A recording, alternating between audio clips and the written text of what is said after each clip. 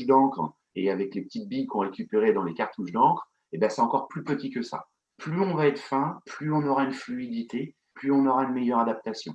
Aujourd'hui, sur le marché, vous pouvez trouver de mes produits comme de mes concurrents différentes granulométries. Plus vous allez aller chercher la plus fine bille, mieux ça sera en termes de répartition. Voilà. Ça, c'est la première chose, c'est la gamme Carweb. Donc, rappelez-vous, 2 couleurs, c'est pas parce qu'il y en a une qui est plus belle que l'autre, c'est 2 tailles différentes. C'est pas que pour les enfants, mais c'est vrai que des fois, quand vous avez des patients, des petites mamies ou quoi que ce soit qui font des 1,55 m, si vous mettez du bleu, ça va être complètement démesuré en fait. Donc, il faut mieux partir sur du vert. Si bien sûr, votre prestataire l'a, ça c'est un autre débat. Ensuite, on a une autre gamme que vous connaissez aussi peut-être, qui est la gamme Posinform. Donc, Posinform, c'est une gamme qui n'est plus en bille, mais on est en fibre. C'est de la fibre creuse à mémoire de forme. Ce produit Posinform, pareil, cette marque-là, c'est aussi une marque qui est fabriquée en France. Et cette marque-là, elle est fabriquée à Saint-Malo, dans notre usine. Pharma West, on est à Saint-Malo, dans notre usine, donc en France, en Bretagne. Ce n'est pas non plus un produit qui vient de je ne sais où. Donc voilà, ça c'est une grande particularité. La particularité de la gamme grise, c'est que par contre, contrairement à Carweb, nous n'avons qu'une seule taille, mais on a un produit qui est obligatoirement déhoussables. Contrairement à Carweb, il n'y a que certaines références qui sont déhoussables. Donc c'est déhoussable et on travaille avec un système plutôt, là vous voyez, type édredon, type machin. Vous voyez ce que je veux dire? Là on est sur de la fibre en fait. Hein. Ça ressemble plus à un édredon, un oreiller, un petit peu. La particularité de ce produit, contrairement à Carweb, c'est que là par contre on ne va pas venir se mouler et s'adapter à la morphologie, on va demander par rapport au type de coussin de donner une position à notre patient. Voilà la différence. Avez-vous des questions sur déjà ce système-là? Est-ce que vous en avez tous vu déjà la différence entre le Carweb et le Posinform? Est-ce que vous avez déjà vu les coussins donc billes et puis les coussins avec la fibre à l'intérieur? Vous avez le droit de remettre vos micros hein, si vous le pouvez. J'entends pas. Je n'entends pas, ouais. Il y a Marilyn qui prend des notes, mais son micro est désactivé. Oui, c'est bon, activé. Ça y est, voilà. Oui, j'avais déjà vu, oui, ouais. tout à fait. D'accord. Bon. Aujourd'hui, c'est des choses que vous utilisez. Vous êtes, on est en officine, hein, Oui, c'est ça. Oui. Okay. C'est des choses que vous utilisez, c'est des choses que vous préconisez, c'est des très choses. Peu. Très peu. Très peu. Ouais, très peu. Alors c'est bien justement le focus, de faire un petit focus sur quels sont les patients pour lesquels on va s'interroger sur la mise en place du coussin de positionnement, comment on s'y prend, quelle est la législation au niveau de la LPP, etc. Ça, c'est important effectivement de le rappeler et de rappeler quand est-ce que vous pouvez être aussi à l'initiative justement de la mise en place du coussin de positionnement. Oui. Alors aujourd'hui, le coussin de positionnement est bien rentré dans les mœurs au niveau de la sécurité sociale et en termes de base de remboursement. Quel que soit le produit, ils sont tous remboursés. Ils ont tous des numéros bien spécifiques et ils ont tous des remboursements différents selon les modèles. Je vais parler de la théorie. Dans le domaine de la théorie au niveau de l'ESCAR, aujourd'hui, on devrait pouvoir faire un changement, enfin, il faudrait faire un changement de position des patients une fois toutes les 3 heures. Les positions aujourd'hui qui sont thématiques, en fait, c'est ce qu'on appelait dans le temps en position de cubitus, ce que l'on appelle aujourd'hui en semi-latérale droite ou semi-latérale gauche. Pour vous donner une petite idée, c'est un peu la position, un peu la PLS, un peu, hein, un peu. Et puis après également, la troisième position, c'est ce qu'on appelle la position semi-Fowler. La position semi-Fowler, c'est un décubitus dorsal avec un relèvement au niveau du relève-buste.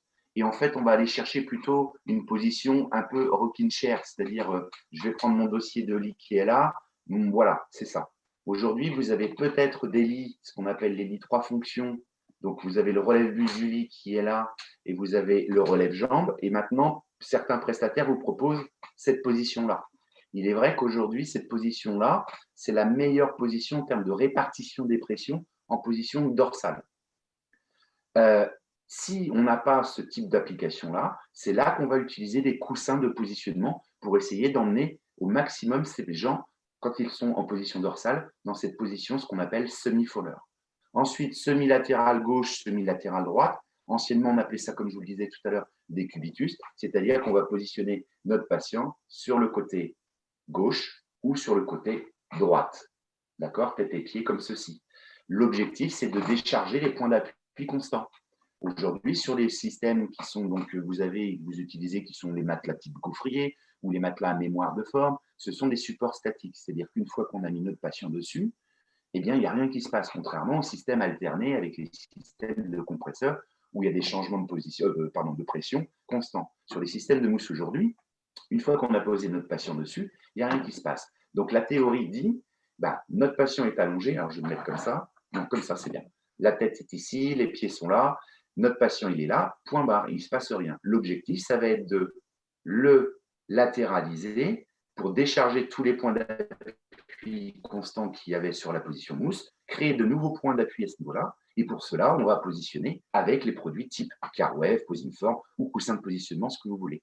Auparavant, ils utilisaient des polochons, des oreillers, des couvertures. Aujourd'hui, on a des produits adaptés, homologués et remboursés. Donc, on va faire ceci. Vas-y. Ouais, on en voit encore beaucoup à domicile, des polochons, des oreillers, voilà. Donc oui, alors ok, c'est déjà mieux que rien, on va dire, pour la mise en décharge.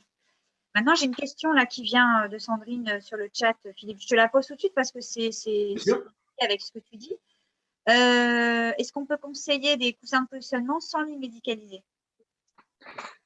C'est la question qui tue.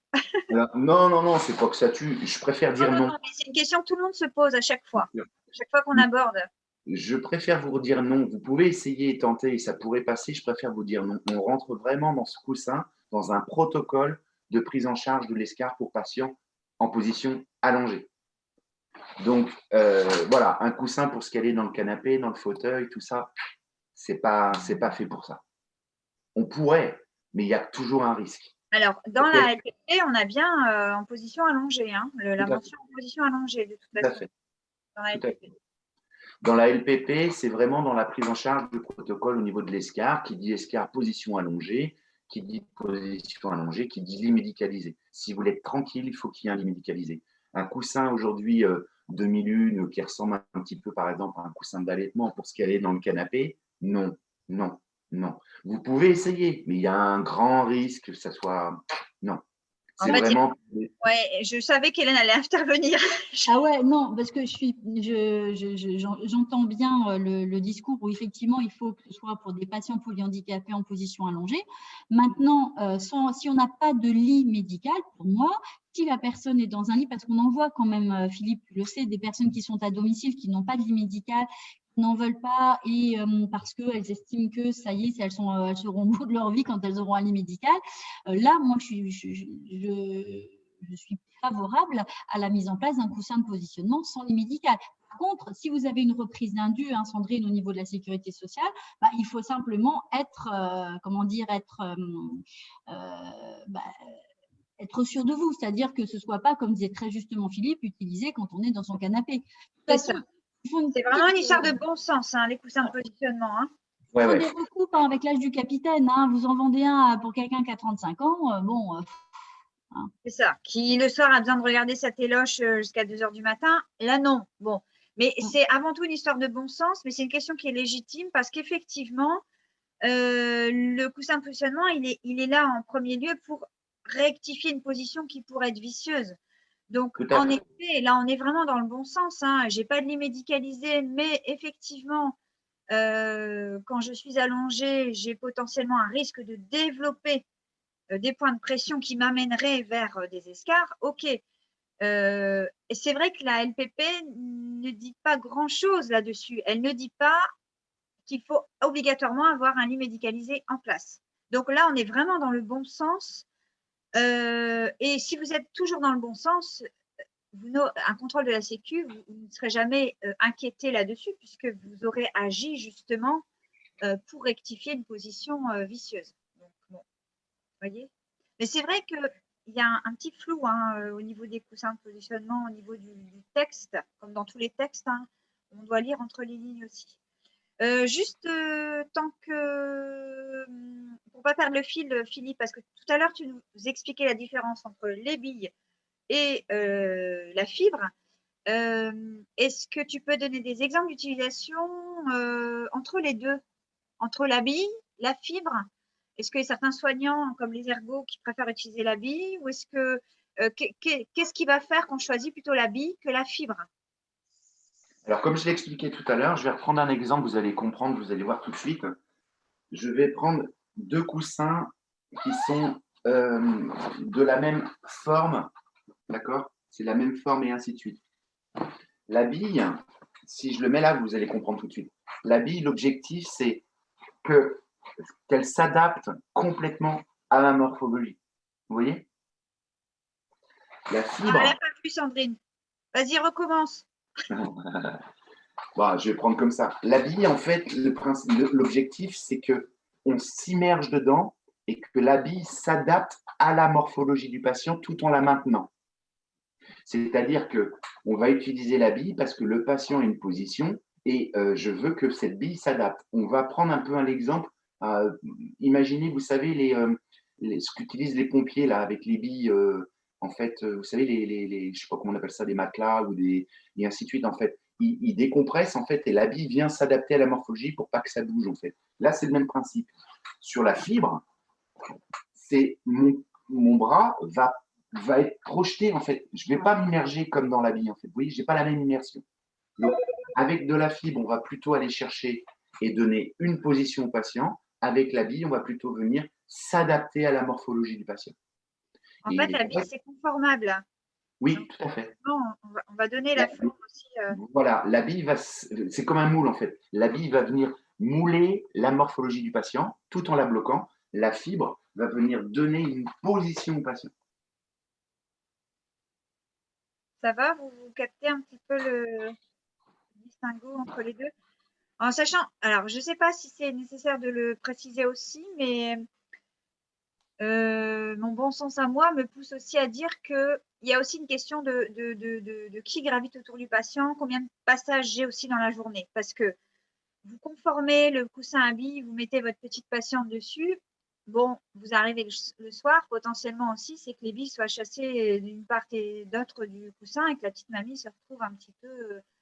Donc, il y a aussi une question de est-ce que mon patient va voir du monde pendant la journée pour éviter que sa position ne reste justement, enfin, ne s'empire, on va dire, au fur et à mesure de la journée. Et moi, c'est l'idée que j'ai un petit peu des billes, justement. C'est si on ne vient pas reconformer au fur et à mesure de la journée, il se peut aussi qu'il y ait un chassage de billes de part et d'autre et qu'au final, on se retrouve avec une position qui n'était pas tout à fait celle du départ.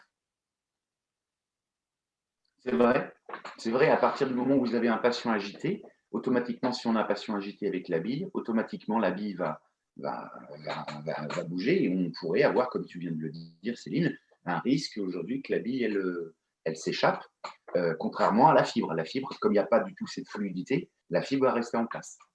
Mais aujourd'hui, on nous pose toujours la question, puisqu'on fabrique les deux, quelle est la meilleure? Il n'y en a pas. Ça dépend réellement du patient et de ce que l'on veut par rapport au patient. Mais ça devient très compliqué. Alors oui, Sandrine, il y a des catalogues. Sandrine demandait si il y avait des catalogues. Effectivement, il y a des catalogues avec, je vous partagerai après l'écran, j'ai fait un tiret à part, avec des positionnements spécifiés en fonction de chaque coussin.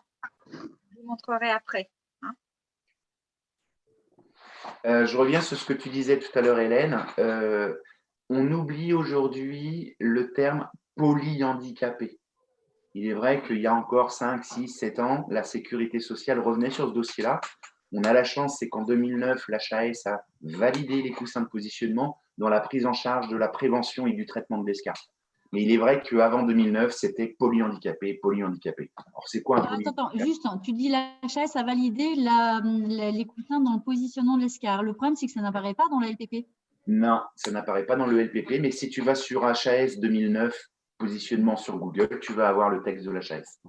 Alors, après, oui, ça je l'entends très très bien, et ça c'est ce qu'on voit souvent en formation, c'est qu'il y a les recommandations de l'HAS. D'ailleurs, les recommandations de l'HAS sont de dire soit on utilise un modèle standard, soit on utilise un modèle entre guillemets modulaire avec une base et des plots. Donc ça c'est l'HAS. Alors ça, ce texte-là, par contre, ce qui serait bien, c'est qu'on puisse l'avoir. Je ne sais pas si Philippe, tu peux nous l'envoyer, comme ça on puisse ouais, mais je pense que Céline, si tu tapes sur Google… alors je l'avais téléchargé moi déjà, donc je suis en train d'essayer de vous le retrouver, justement.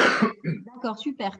Donc ça, parce qu'effectivement, nous, c'est important d'avoir les recommandations de l'HAS. Néanmoins, la sécurité sociale, enfin voilà, il y a quand même cette notion de les conseillers ne sont pas les payeurs. Et si tu veux, des fois, on a effectivement des informations de l'HAS qui sont, pour ma part, bien plus pertinentes que les modalités de remboursement. Mais voilà, je veux mettre les pharmaciens en porte-à-faux et surtout en difficulté face à un contrôle éventuel de reprise d'indu, ce genre de choses. Et donc, où on peut opposer, ah bah oui, mais la HAS a dit ça, bah oui, mais on a aussi la société savante machin qui a dit ça, bah si machin a dit ça, et derrière se retrouve en difficulté. Est-ce que tu sais s'il y a beaucoup de reprises d'indu actuellement sur les coussins de positionnement? Plus. La sécurité sociale, malgré qu'elle n'ait pas encore bien rentré tout ça dans les textes, il n'y en a plus. On n'a plus aujourd'hui de clients sur le marché français qui ont des indus. Pourquoi il n'y en a plus? Parce qu'il n'y a plus non plus de 2001 qui ont été livrés pour des coussins d'allaitement. Il n'y a plus de bouées qui ont été livrés pour des coussins d'assises qui étaient remboursés. Donc, il n'y a plus ça. Ensuite, depuis ce texte de l'HAS, la caisse s'est vraiment calmée parce que c'est vrai qu'avant, c'était oui, mais le patient n'est pas polyhandicapé. Comme c'est rentré réellement dans les mœurs de la prise en charge et le protocole au niveau de la prise en charge de la prévention et du traitement de l'escar, maintenant, la Sécu n'abuse plus. Où il faut faire juste attention, c'est dans la délivrance et au niveau de la prescription. Vous voulez que je rentre dans le domaine de la prescription et autres? Oui, parce que c'est une des questions qui est là présente sur le chat, c'est aussi comment on prescrit, qui prescrit, pardon, comment on prescrit, et on va parler aussi de combien de coussins je peux mettre en place. Parce que ça, c'est une question. On ne va pas parler de renouvellement, on va parler de, voilà, qu'est-ce que je peux faire au domicile. Alors, qui prescrit, tu m'as dit en question? Alors. Qui prescrit, comment prescrire aussi. Comment, ok. C'est important. Qui, comment et quoi? Oui, déjà. Ouais. Comment, quoi. Qui, comment, quoi? Ok. Bah, qui, bien entendu, un médecin généraliste, un médecin, peu importe. C'est pas une infirmière, c'est pas un kiné, c'est qui que ce soit, c'est un médecin. Point barre. Comment? C'est important le comment. On ne prescrit pas et on n'accepte pas une ordonnance d'un coussin 2001. On n'accepte pas une ordonnance d'un coussin bouée. On n'accepte pas d'un coussin de positionnement. Aujourd'hui, au niveau de la caisse de sécurité sociale, il existe 3 lignes. C'est coussin de série de positionnement standard, coussin de série de positionnement base et coussin de série de positionnement plot. Après, chaque fabricant détermine dans quelle gamme il se met, mais si vous mettez par exemple une bouée, la caisse de sécurité sociale, si elle tape dans son registre, ça n'apparaît pas. Donc les seuls mots qu'il faut accepter, c'est coussin de série de positionnement standard, coussin de positionnement base et coussin de positionnement plot. Alors base, on les appelle les modulaires aussi. Hein. Vous pouvez voir apparaître modulaire. Donc, juste, je vous partage le tiré à part de la formation qu'on fait sur les 2 jours en maintien à domicile, hein, mais on a rappelé ce que vient de dire Philippe, hein, standard avec une LPP particulière. Les 3 ont une LPP à part, hein, donc le standard à 173,79 €. Ensuite, on a la base ou modulaire à 129,58 € avec une LPP autre aussi. Et puis, on a les plots avec une LPP encore à part à 41,16 € l'unité. C'est ça. Philippe, j'ai une question également. Est-ce que tu vois, parce que là, pareil, la sécurité sociale a fait 3 lignes, mais mis à part les plots qu'elle a limité à 4, aujourd'hui, rien n'empêche, par rapport à la sécurité sociale, hein, j'entends, de prescrire une base en plot, 2 plots sans base, voire même un standard avec une base et 4 plots.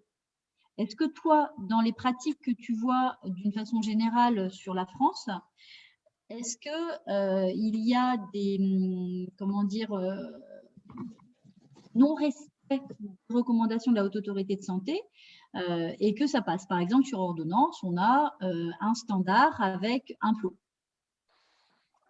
Alors, aujourd'hui, le système de fonctionnement, donc vous fonctionnez tous par, comment on appelle, télétransmission, c'est ça? Voilà. Derrière la télétransmission, bien entendu, il n'y a pas un homme, il y a un ordinateur.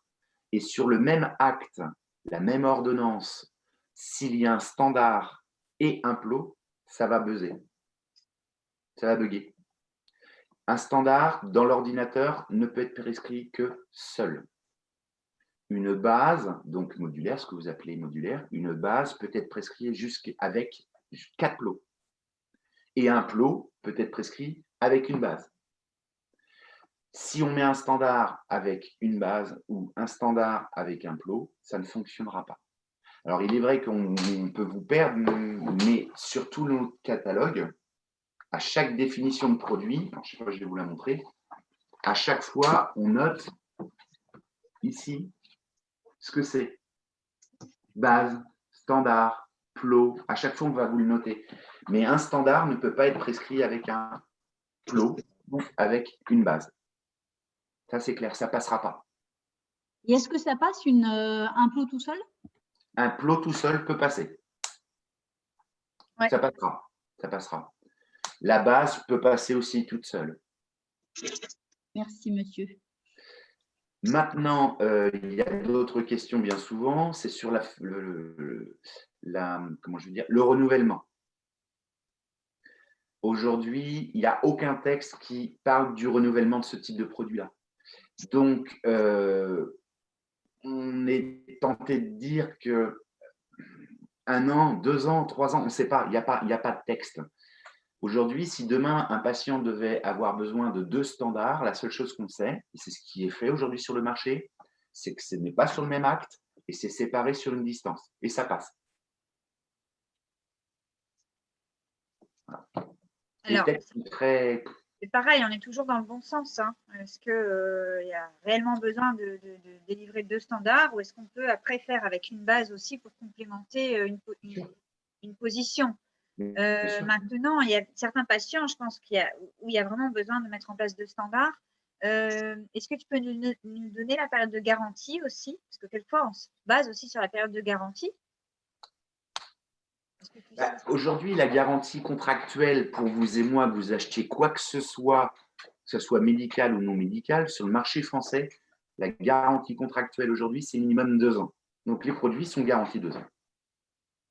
Ok. C'est obligatoire. C'est la législation.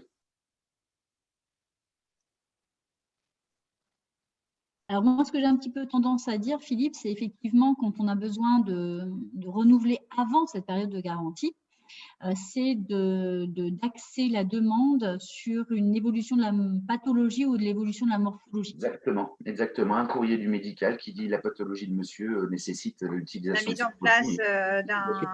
Et là, ça passe largement. Ce qu'il ne faut plus rentrer, c'est dans le délire de se dire c'est des coussins de confort. Non, c'est dans le domaine de l'application par rapport à l'esclave, par rapport à la prévention. C'est plus du calage pour se caler dans le canapé. C'est vraiment… Alors, je reviens sur ce que tu disais, Hélène. C'est vrai, j'ai cru voir quelque chose tout à l'heure tourner en bas sur le chat. On peut aussi les utiliser en position assise, bien entendu. Oui, parce que quelqu'un qui a une sclérose en plaques, justement dit, effectivement, on n'a pas besoin tout de suite d'un lit médicalisé, mais on peut avoir besoin de rectifier une position aussi au fauteuil. Tout à fait.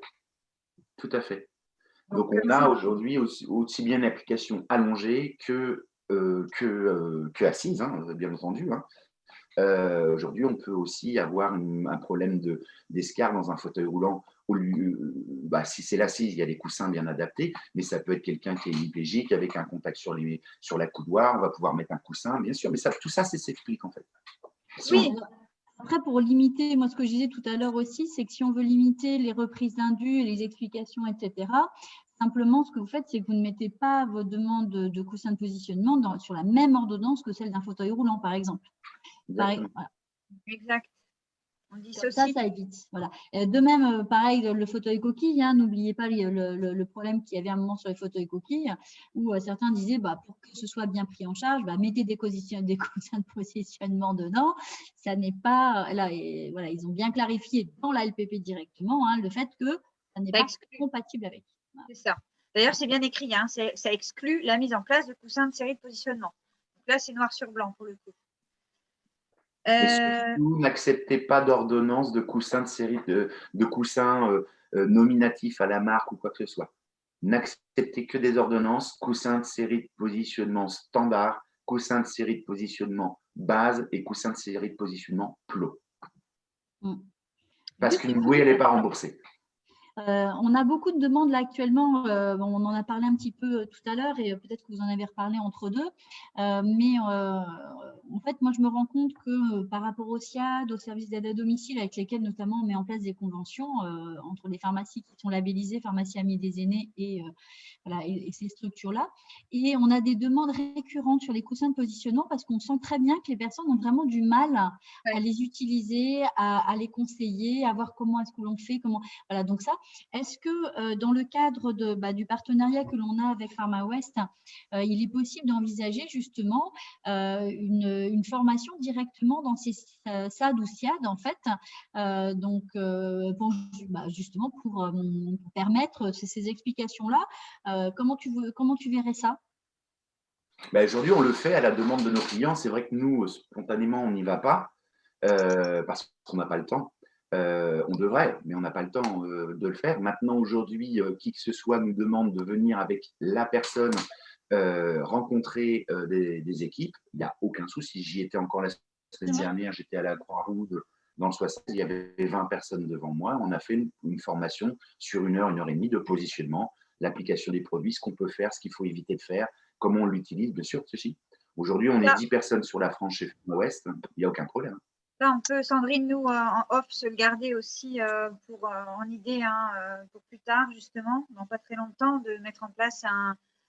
Parce que souvent, c'est la méconnaissance aussi qui fait qu'on s'en écarte des coussins de positionnement et on les conseille même pas, on n'y pense même pas, parce qu'on les méconnaît et on ne sait pas vraiment comment on peut les prescrire, à qui, surtout, on peut les prescrire aussi.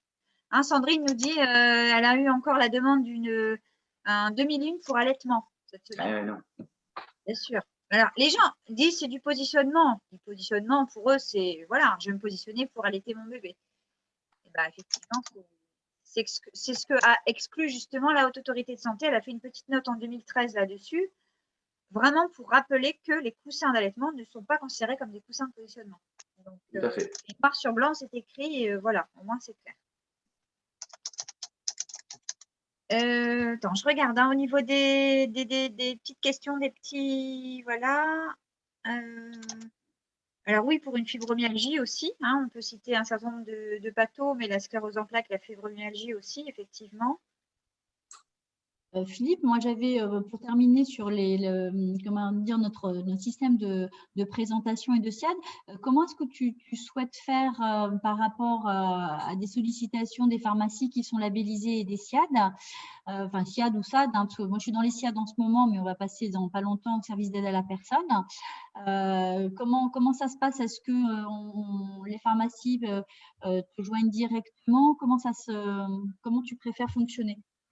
Je pense que c'est mieux que ça passe par vous, non? Je pense que c'est mieux que ça passe par vous. Ok, d'accord. Que l'officine se dise tiens, moi j'aimerais bien faire une formation et ainsi de suite. Ils vous l'envoient à la demande et après vous vous rapprochez de nous et on prend contact. Par contre, ce qu'il faut absolument, c'est clair, c'est s'il y a une formation ou une présentation, il faut qu'il y ait quelqu'un de l'officine. Oui.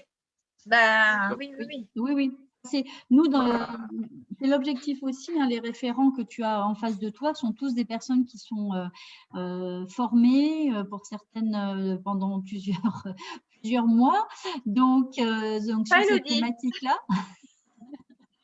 Alors, il y en a Elodie, on a Marilyn, on a Reda. Oui, mais c'est parce qu'elle a souri, alors j'ai sauté sur l'occasion. Donc voilà, donc oui, il va sans dire, si tu veux, que les personnes que tu as autour de cet écran, enfin de ton écran, sont des personnes qui sont entièrement motivées et qui vont justement t'accompagner et faire le lien. Voilà, bien sûr, bien sûr. Mais on le fait souvent, hein, très souvent. Alors, soit avec des revendeurs de matériel médical, soit avec aussi des officines et des pharmaciens. On est complètement ouvert, bien sûr. C'est important. Ok, bon, bah super. Ça, on verra comment on formalisera ça, nous, Hélène, hein, dans l'espace pro, mais on fera une petite note, effectivement, à tout le monde. Est-ce que vous avez d'autres questions, peut-être, sur les coussins de positionnement, ou c'était clair pour tout le monde au niveau de la prescription, de la mise en place? Après, juste si on peut ajouter quelque chose, dans tous les cas, c'est une affaire, le coussin de positionnement, c'est une affaire de soignants avant tout. Donc, au plus vous allez vous travailler votre réseau et aborder cette question avec les aides-soignants, les infirmières coordinatrices, les aides à domicile, au plus vous aurez aussi le contexte de mettre en place des coussins de positionnement, ça c'est clair. Parce qu'aujourd'hui, on se dit, tiens, j'en ai pas dans ma patientèle qui ont des coussins de positionnement. Et au final, on n'en a pas parce qu'il y a une méconnaissance aussi du positionnement. Donc, il faut aller à domicile, essayer, aller avec plusieurs coussins, voir lequel fonctionne le mieux, etc. Mais avant tout, il faut travailler avec vos soignants et vos équipes sur place. C'est où le son? Excusez-moi, j'aurais une petite question. Allez-y. Oui. Ouais. Je voulais savoir si c'était, est-ce que ce serait pris en charge par la Sécu si ça concerne une personne qui sera allaitée ponctuellement suite à une opération du genou ou du pied, par exemple.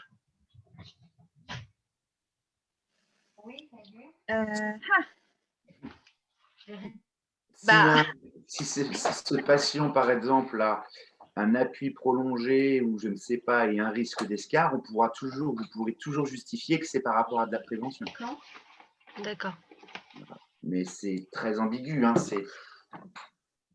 mais je pense qu'aujourd'hui, moi c'est mon avis, il y a eu une peur avec le coussin, parce que comme disait Hélène, oui, il y a eu plein de gens qui se sont fait redresser. Et les gens qui se sont fait redresser, c'est parce qu'ils utilisaient principalement le demi-lune pour du coussin d'allaitement et la bouée pour du coussin d'assise.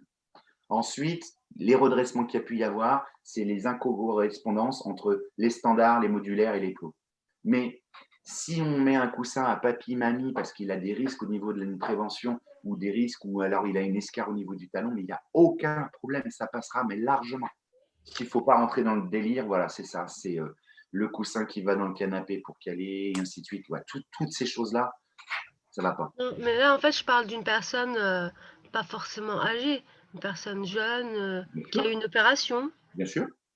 Donc, est-ce qu'il y a des risques d'escarre par rapport à sa pathologie ou par rapport... C'est ça. C'est la question qu'il faut se poser. Hein. Est-ce que le positionnement est mauvais aujourd'hui, actuellement? Est-ce qu'on peut rectifier ce positionnement qui lui amènerait vers d'autres problématiques? En fait, c'est ça. C'est pas juste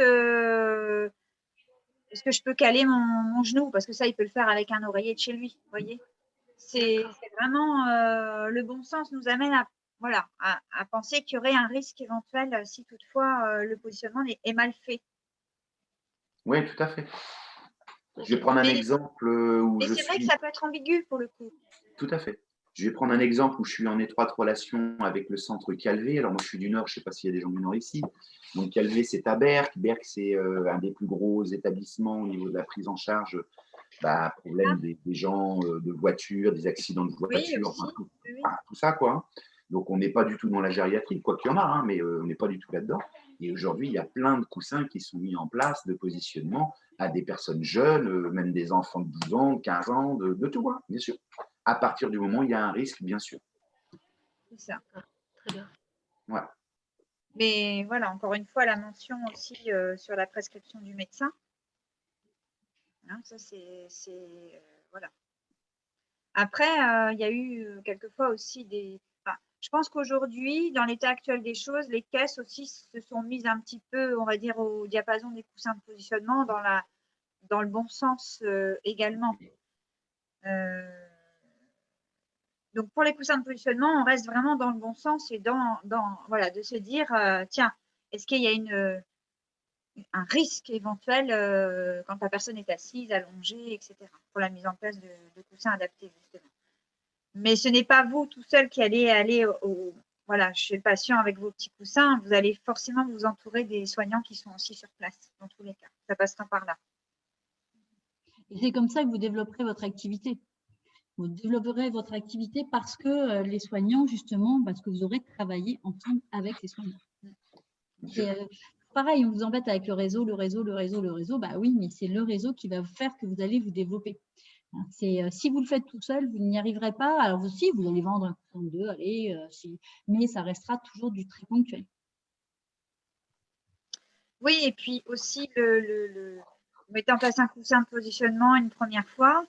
Quand vous allez bosser avec vos soignants, vous allez avoir une info 2, 3, 4 mois plus tard en disant attention, là, il y a une aggravation de l'état du patient. Je crois que le coussin qu'on a mis ne suffit plus, il faut absolument qu'on vienne complémenter. Et ben, ça peut vous donner aussi, vous, voilà, l'idée de se dire tiens, ouais, c'est vrai il faut que j'aille faire une petite analyse de besoin là, à la maison avec mon soignant et puis je regarde un petit peu ce qui doit être mis en place. C'est vraiment la continuité de la prise en charge et le suivi de la prise en charge qui va primer pour le coup. Ouais, après, il peut y avoir aussi la relation par rapport aux officines et par rapport à la délivrance des pansements. Quand vous délivrez des pansements justement spécifiques au niveau escar, ayez le réflexe tout de suite, c'est qu'il y a quelque chose. Donc, dans ces cas-là, il faut peut-être mettre en charge aussi un protocole je sais pas, de décharge, de coussin, de tout ce que l'on veut. Mais s'il y a pansement, c'est qu'il y a risque. Donc, il y a risque ou il y a escar. Donc, il faut absolument mettre les produits associés, quoi. Ça, c'est pareil. Tous vos patients à qui vous délivrez des pansements, ils ont besoin de coussins. Hein. Il y a également aussi pour toutes les pathologies rhumatismales inflammatoires, polyarthrite rhumatoïde, spondylarthrite ankylosante. N'oubliez pas que vous avez aussi ces personnes qui ont des grosses difficultés la nuit avec des positions qui sont très compliquées et qui ont besoin souvent de coussins de positionnement. Bah, là, c'est pareil, on va pouvoir délivrer pour la base des médicaments que vous allez délivrer, notamment avec les biothérapies. Vous pouvez très bien aborder le sujet de comment ça se passe la nuit et est-ce que vous avez besoin de coussins de positionnement. Là, on est exactement dans la cible aussi. Tout à fait. Ouais. Les compléments alimentaires aussi, nous dit Elodie. Oui, tout à fait. En fait, on peut tout le temps se poser la question. Il faut un peu sortir le nez de l'ordonnance et de se dire, tiens, je vais essayer d'aller creuser un petit peu plus et voir comment est-ce que je peux venir en aide à mon patient au niveau global. Ah tiens, alors on a une question de Céline. Est-ce que vous avez des talonnières de décharge? Oui. Oui. Oui. Qu'est-ce que vous appelez talonnière de décharge? En fait, j'en avais vu, moi, j'en connaissais chez Tuan, qui étaient des... Et je sais que j'en ai vu aussi chez Gibo. L'autre jour, j'ai cherché, là, j'ai eu le cas samedi. Et après, la dame était pressée, comme d'habitude, donc j'ai pas eu le temps de trouver la réponse comme ça. Alors, on a des choses comme ça. Je sais pas si c'est à peu près de ça que vous parlez. Ouais, si, c'était ça, ouais, voilà. Ouais, si, je pense à ça, ouais. Ça, d'accord. Ouais, il y a tout ce qu'il faut. Après, on en a aussi en mousse, on en a également en... Je vais vous montrer, vous allez voir. Oui, bien sûr. Après, elle n'avait pas de cas précis, c'était, on lui avait dit de machin lui avait dit, enfin, c'est jamais simple. Des choses comme ça. Ah ouais, ça c'est plus... Des choses comme ça, c'est difficile, mais voilà, en fibre. Ouais, voilà, ouais. Et puis il y a celle-là aussi. C'est quelqu'un qui n'est pas alité en permanence, hein, c'était surtout pour la nuit en fait, donc c'était pas la peine d'avoir un truc énorme. Ok. Et ça, c'est pris en charge? Oui. Et on peut facturer une paire? Oui, alors l'attention sur ce genre de produit, c'est autant les coussins de positionnement de ce que l'on parlait tout à l'heure, généralement ils sont pris en charge intégralement. Autant sur les talonnières, la base de remboursement est très faible, c'est de 16 €. Donc bien souvent, il y a des suppléments en fait. Ça charge, ouais. Souvent. Hein.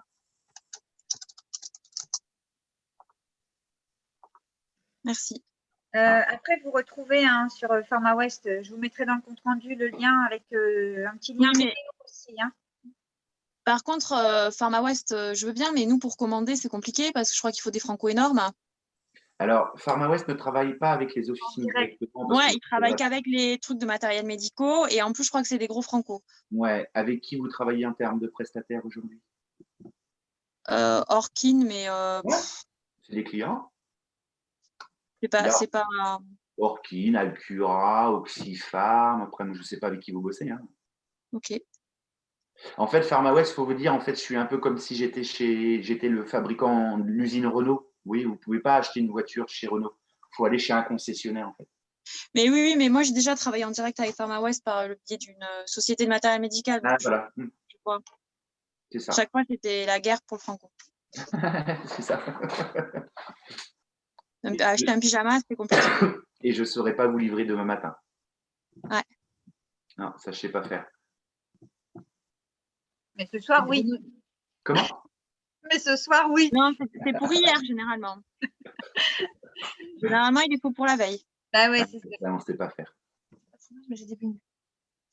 Avant de vous quitter, parce que je vois qu'il est déjà 10h30, je vais laisser Céline terminer, mais je voulais juste simplement, pour les officines qui étaient là, faire un tout petit peu le point sur la formation Covid, hein, puisque vous avez vu certainement que, enfin, vous avez entendu dans les informations, je ne sais pas si c'était hier soir ou ce matin, bref, que peut-être que la pharmacie allait pouvoir vacciner, ce que l'on sait depuis un certain temps maintenant. Donc, on va mettre en place des formations Covid, donc à partir de mi-février.